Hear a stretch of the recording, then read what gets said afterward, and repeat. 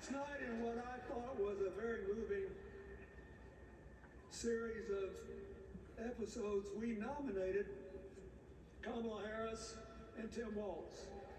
And just think about that.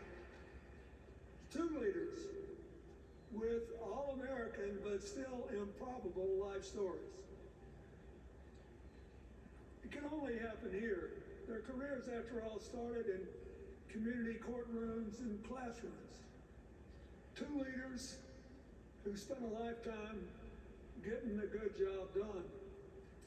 Now, one of the things that I've noticed over my increasingly long life is that a presidential election is unique in several ways. First of all, it's the greatest job interview for the greatest job in the world. Secondly, the Constitution says we, the people, get to do the hiring. And the third thing is that every 4 years, we get to change the requirements for the job. So here's what I'm thinking, because I try to apply this in every election. Will this president take us backward or forward? Will this president give our kids a brighter future? Depends. Will this president bring us together or tear us apart? Will the president increase the peace, security, and stability and freedom that we enjoy and extend it to others as we can? We, the people, we have to make a decision about these kind of questions. And every 4 years, it's a little different because the people come at the candidates, and they say, as they're saying now, here are our problems, solve them. Here are our opportunities, seize them. Here are our fears, ease them. Here are our dreams, help them come true.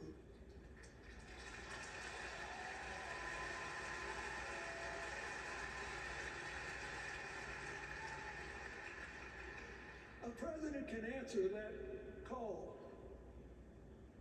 by saying, I'll do my part, but you have to help me. We have to work together. Or you can dodge what needs to be done by dividing, distracting, and diverting us. So in 2024, we got a pretty clear choice, it seems to me. Kamala Harris for the people,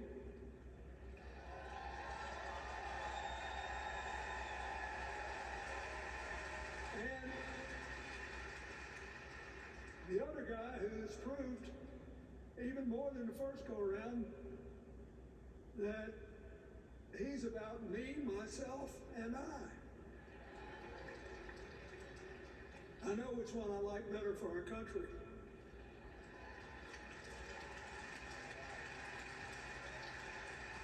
Kamala Harris will work to solve our problems, seize our opportunities, ease our fears, and make sure every single American, however they vote, has a chance to chase their dreams.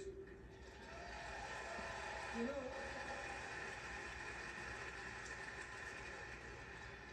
when she was young, she worked at McDonald's. And she greeted every person with that 1,000-watt smile and said, how can I help you? Now she's at the pinnacle of power and she's still asking, how can I help you?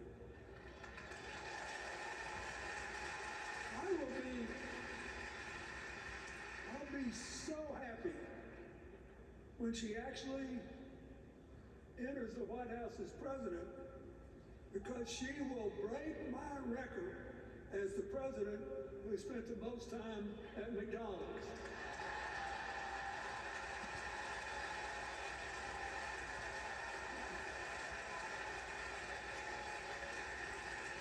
Now, but we got an election to win.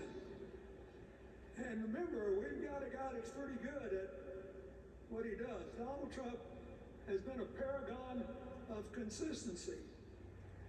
He's still dividing, he's still blaming, he's still belittling other people. He creates chaos, and then he sort of curates it as if it were precious art. Let me say, not a single day goes by, even though I've been gone for well over 23 years from the White House, not a day goes by that I don't thank the Lord for the chance I had to serve and what it meant. And one of the reasons, thank you.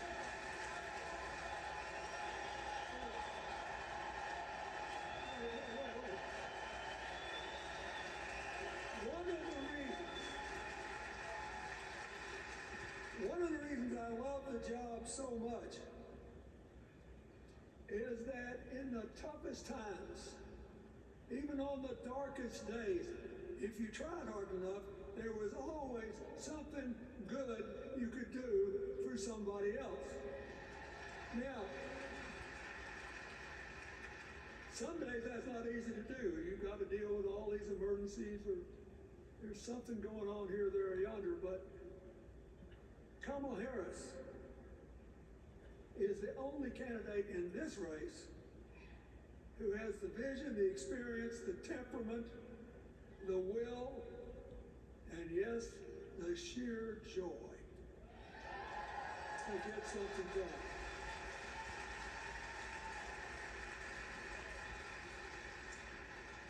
I mean, look, what does her opponent do with his voice? He mostly talks about himself. Right? So the next time you hear him, don't count the lies. Count the eyes.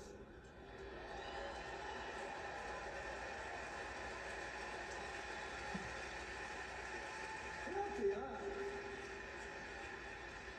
His vendettas, his vengeance, his complaints, his conspiracies.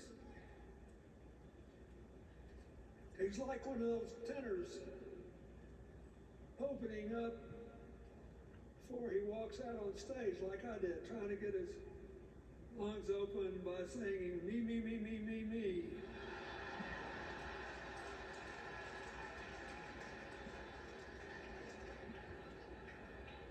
When Kamala Harris is president, every day will begin with you, you, you, you.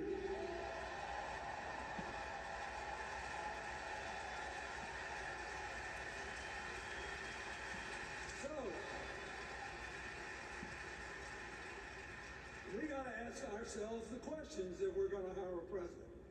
Do you want to build a strong economy from the bottom up and the middle out? Or do you want to spend the next 4 years talking about crowd size?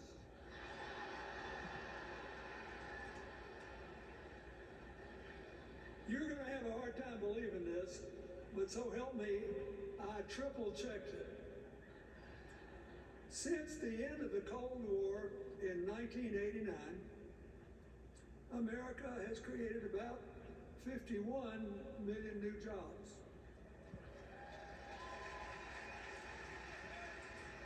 I swear I checked this 3 times. Even I couldn't believe it. What's the score? Democrats 50, Republicans 1.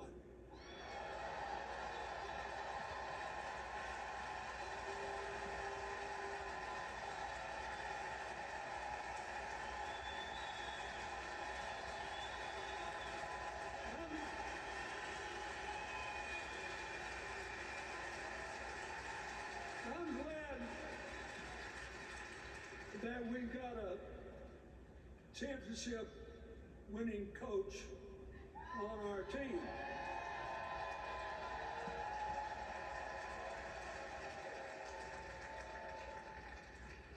But even the most limited of us in what we know about football or any other sport knows that if you're got 50 and the other side's got 1, you're ahead.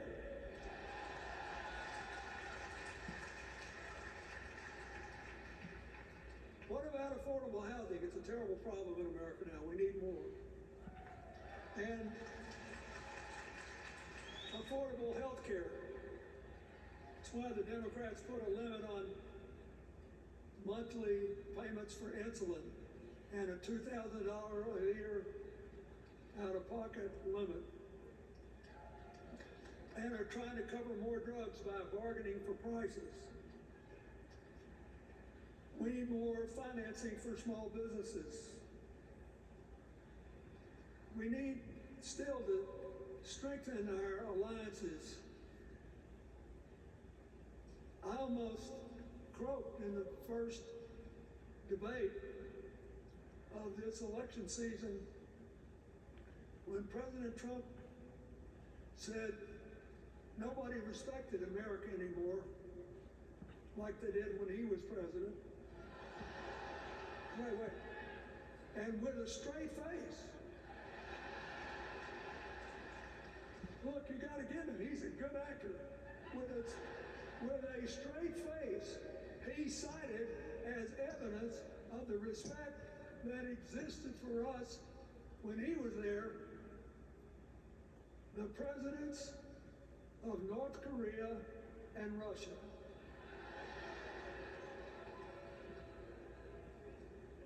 I'd rather have the people who respect us now. And one of the things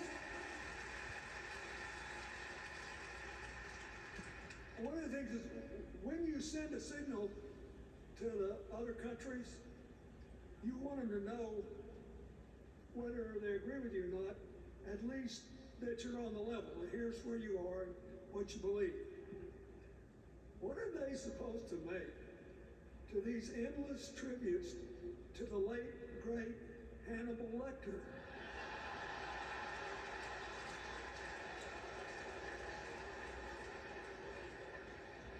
I mean, President Obama once gave me the great honor of saying I was the explainer-in-chief. Folks, I thought about it, and I don't know what to say.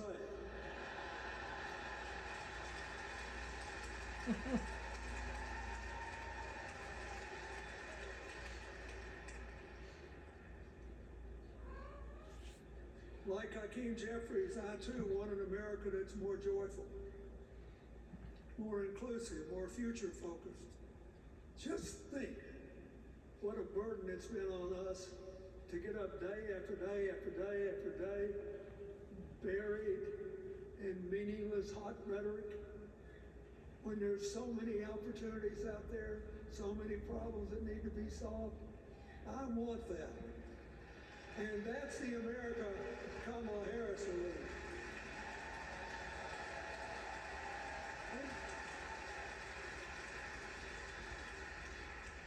She's already made her first presidential decision, and she knocked it out of the park when she asked Governor Bill Walsh to be the nominee for vice president.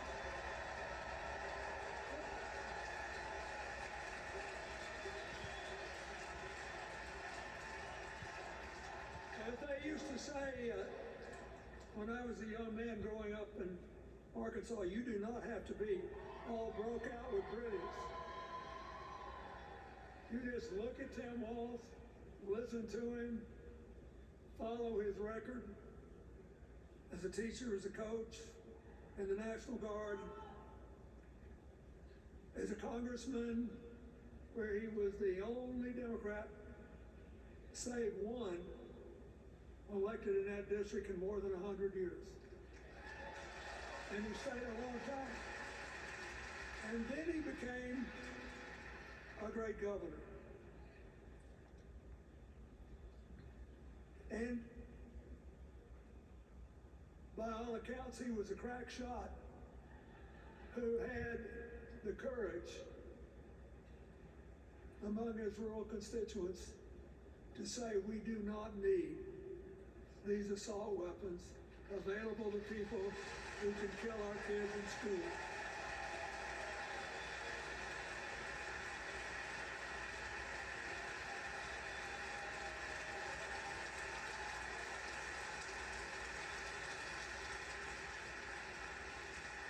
So armed with her first decision, Kamala Harris confronts an interesting dilemma. We're going to walk out of here feeling pretty good, I think. We've got energy, we are happy, we feel like a load's off our shoulders. And we know we're just being asked to fight the same fight that the forces of progress have had to fight for 250 years.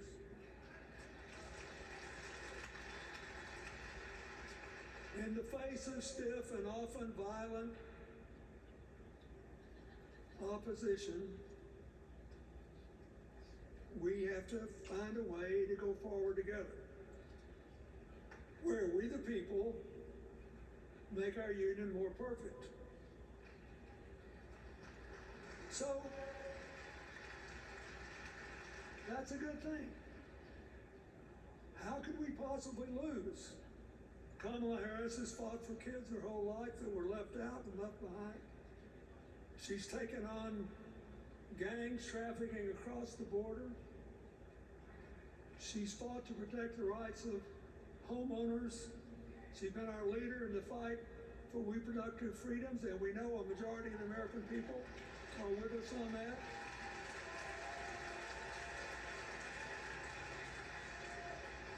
And she's gained an invaluable amount of experience as vice president, advancing our values and interests around the world.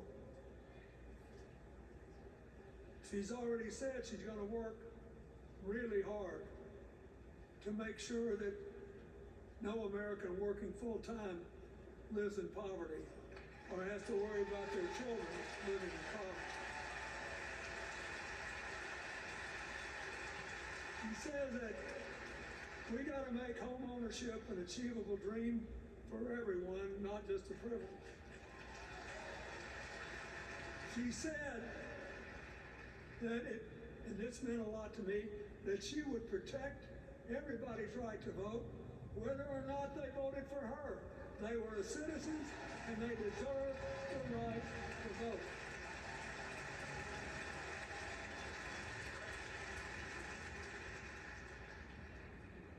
The other day, her opponent implied that if his people voted one more time, they'd be able to rig it from now on and they wouldn't have to vote again.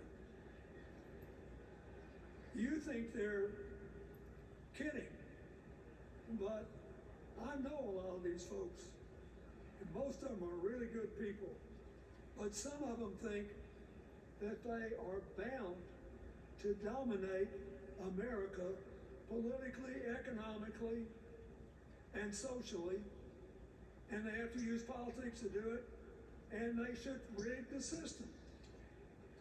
I don't believe that. And so here's what I want to tell you. We've seen more than one election slip away from us when we thought it couldn't happen, when people got distracted by phony issues or overconfident.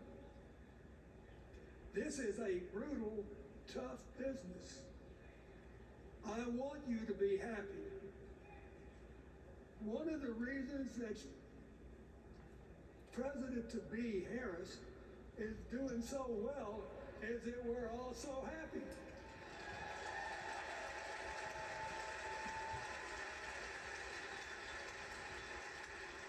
But you should never underestimate your adversary. And these people are really good at distracting us, at triggering doubt, at triggering buyer's remorse. As the Obama said so eloquently last night, they are human, you know. They're bound to make a mistake now and then. We got to be tough. And so, as somebody who spends a lot of time in small towns and rural areas, in New York and Arkansas and other places, I urge you to talk to all your neighbors. I urge you to meet people where they are. I urge you not to demean them, but not to pretend you don't disagree with them if you do. Treat them with respect, just the way you'd like them to treat you.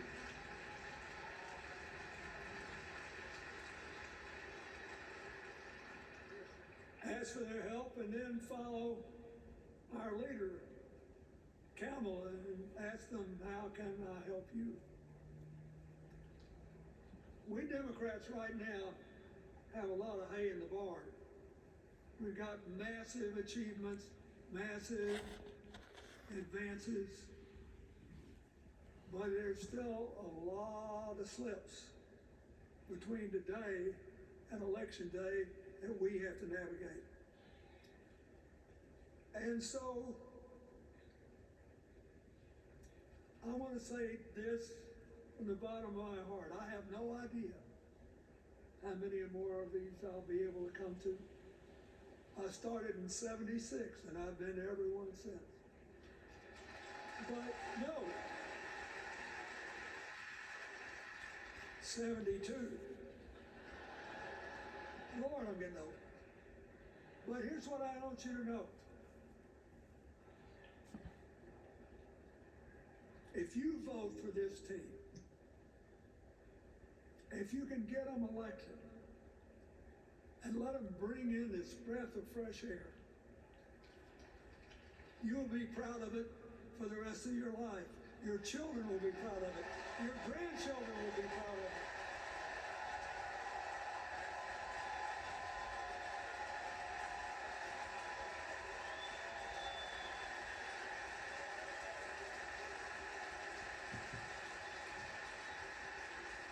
Take it from a man who once had the honor to be called in this convention the man from hope. We need Kamala Harris, the president of joy, to lead us. So,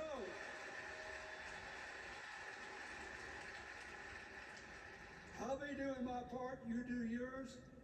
I'll see you when we're making a real joyful noise when the votes are counted. God bless you, and God bless America.